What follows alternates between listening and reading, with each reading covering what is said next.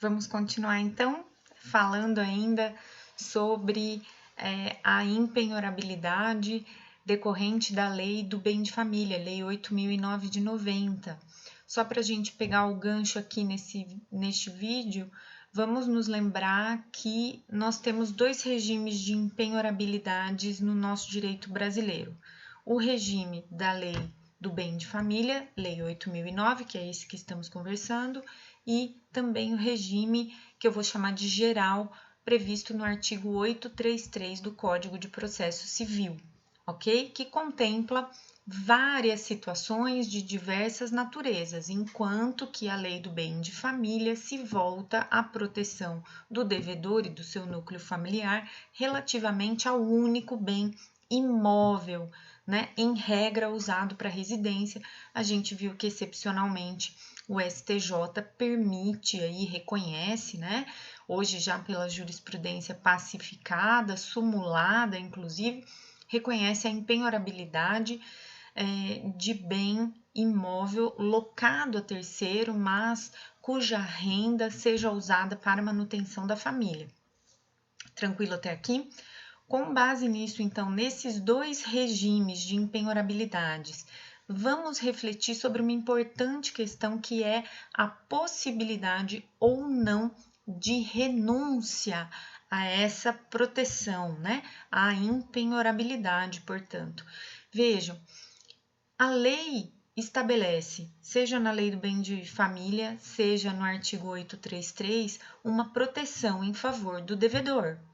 Como eu disse no vídeo anterior, se trata de uma proteção de cunho humanitário para resguardar o devedor, seja individualmente considerado, seu patrimônio mínimo, sua dignidade e também do seu núcleo familiar, certo? De modo mais ou menos direto, ok?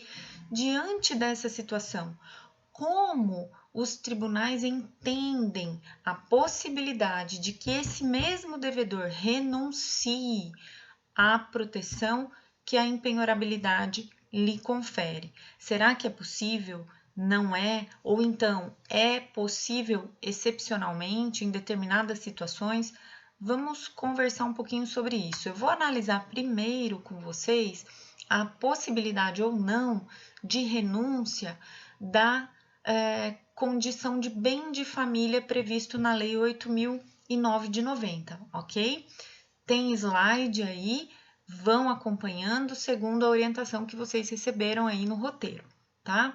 Então vamos lá. Será que é possível renunciar? É possível que o devedor renuncie à proteção dada pela Lei do Bem de Família? Para responder essa questão, a gente precisa ter em mente alguns pressupostos. Primeiro, se trata de uma norma cogente, impositiva, que não é, em regra, flexibilizada. Segundo, essa característica se liga também à natureza de ordem pública da questão objeto dessa lei. Se trata do direito constitucional à dignidade do devedor, do seu núcleo familiar, a preservação de patrimônio mínimo, a proteção à moradia, porque lembrem, a Lei do Bem de Família fala de imóvel usado para residência, né? Então, nós estamos falando de moradia, que é também um direito protegido constitucionalmente. E por todas essas questões, então, é uma norma cogente que trata de uma questão de ordem pública que ultrapassa a proteção somente do devedor, mas alcança também o seu núcleo familiar. Por conta de todas essas situações, nós temos que interpretar essa lei sempre restritivamente, né? Porque ela traz uma situação de proteção excepcionalíssima que precisa ser interpretada restritivamente. Restritivamente em que sentido? Me entendam aqui. Restritivamente no sentido de possibilidades de renúncia. Cuidado, tá?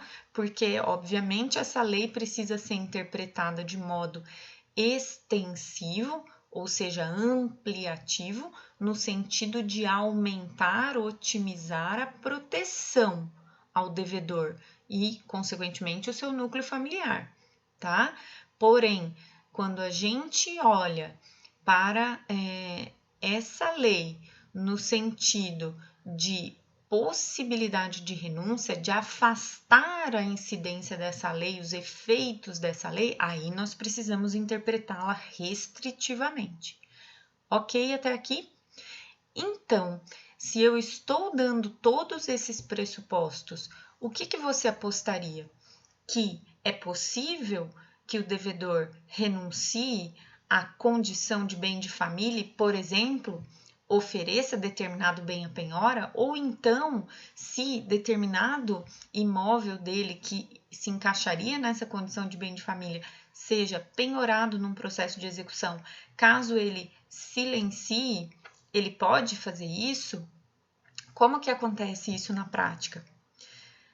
Vocês devem imaginar que a resposta imediata é não, não é possível haver renúncia, já que se trata de uma norma cogente que tem um fundo aí, o tema dela trata de uma questão de ordem pública, que são direitos constitucionais do devedor, a moradia, a dignidade dele e de sua família, a preservação de patrimônio mínimo, de condições de viabilidade do seu sustento, né? Nessas condições, a resposta mais rápida que a gente tem é de que não é possível haver renúncia ao bem de família. E, de fato, pessoal, essa é uma postura adotada em regra pela jurisprudência. Eu trouxe aqui uma decisão do STJ, né? Como eu disse, estou priorizando as decisões do STJ, mas isso também você encontra facilmente nos tribunais estaduais, por exemplo, né? Tribunal do Paraná, Tribunal de São Paulo. Você vai encontrar decisões vedando, impossibilitando ao devedor que ele renuncie à proteção do bem de família. Rapidinho aqui, olha só a decisão que eu trouxe para vocês, é um agravo interno, um agravo em recurso especial, contrato de compra, tipo exportação, execução, embargos, garantia, terceiro interveniente, penhora de imóvel, bem de família, lei 8.009 de 90, matéria de ordem pública, renúncia, inadmissibilidade. Percebe? Essa é a regra, essa é a tônica. Não é possível ao devedor renunciar ao bem de família, porque se trata de uma proteção que não é dada pelo ordenamento jurídico exclusivamente para a pessoa do devedor. Mas, como eu tenho batido aqui, ultrapassa a sua individualidade, né? Alcança o seu núcleo familiar e contempla direitos constitucionais caros, importantes para o ordenamento. Dignidade da pessoa humana, moradia, manutenção do seu próprio sustento, né? Do mínimo existencial do devedor. Ok? Então, regra geral, não é possível a renúncia do bem de família de que trata a Lei 8.009 de 90. Porém, pessoal, é importante a gente saber que há situações excepcionais, sim, em que o próprio STJ reconheceu, em determinadas circunstâncias, essa possibilidade de renúncia, ou seja, a renunciabilidade. Essa decisão aqui é bem interessante e eu queria ler aí um trechinho com vocês, para que a gente possa explorá-la um pouquinho mais, né? Diz assim, ó, Civil e Processual Civil, Lei 8.009 de 90, bem de família, acordo homologado judicialmente, descumprimento, penhora, possibilidade, ausência de boa-fé. A jurisprudência do Superior Tribunal de Justiça inclinou-se no sentido de que o bem de família é impenhorável, mesmo quando indicado a constrição pelo devedor. Olha lá, regra geral, impenhorabilidade sem possibilidade de renúncia, né? Então, o devedor não pode indicá-lo à penhora. Olha só, continuando aqui. No entanto, verificado que as partes, mediante acordo homologado judicialmente, pactuaram o oferecimento do imóvel residencial dos executados em penhora, Não se pode permitir, em razão da boa-fé que deve reger as relações jurídicas, a desconstituição da penhora sob pena de desprestígio do próprio Poder Judiciário. Deixa eu explicar aqui para vocês o que aconteceu, para que vocês consigam entender o raciocínio aqui do STJ. Então, vamos lá. A situação foi a seguinte: em algum processo ou então um acordo que foi submetido à homologação ao Poder Judiciário, depois vocês podem conferir isso na íntegra da decisão, as partes exequente e executado firmaram um acordo, e vamos fazer um parêntese aqui bem interessante, isso se trata de um acordo processual, é um negócio jurídico processual, em que as partes celebrantes estabeleceram que seria possível, né, a oferta de determinado bem à penhora. Então, elas negociaram uma situação processual para a oferta de determinado bem à penhora. E esse bem, ele se enquadraria na ideia de bem de família, né? Deveria ser aí o único bem usado para moradia do devedor. O problema é que esse negócio jurídico processual que as partes celebraram foi submetido à homologação do Poder Judiciário e não foi questionado pelo Poder Judiciário. Em momento algum se levantou essa questão e o Judiciário homologou, ou seja, reconheceu a validade e passou a produzir efeito. A homologação, ela é um ato jurisdicional que starta, que dá início à produção de efeito daquele ato processual, né? No caso, o negócio jurídico processual. Joia? Aí, ao que se entende aqui da decisão, né?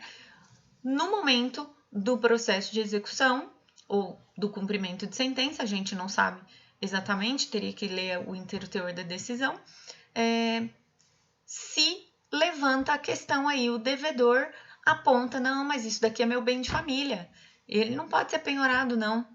Vejam, neste caso, o STJ falou, em prestígio, a boa-fé que deve reger as relações jurídicas, eu não posso reconhecer a impenhorabilidade desse bem, ainda que ele se enquadre no conceito de bem de família, porque há um negócio jurídico processual, que ele chama aqui, que ele refere aqui como acordo, celebrado pelas partes, ofertando esse bem e homologado pelo judiciário.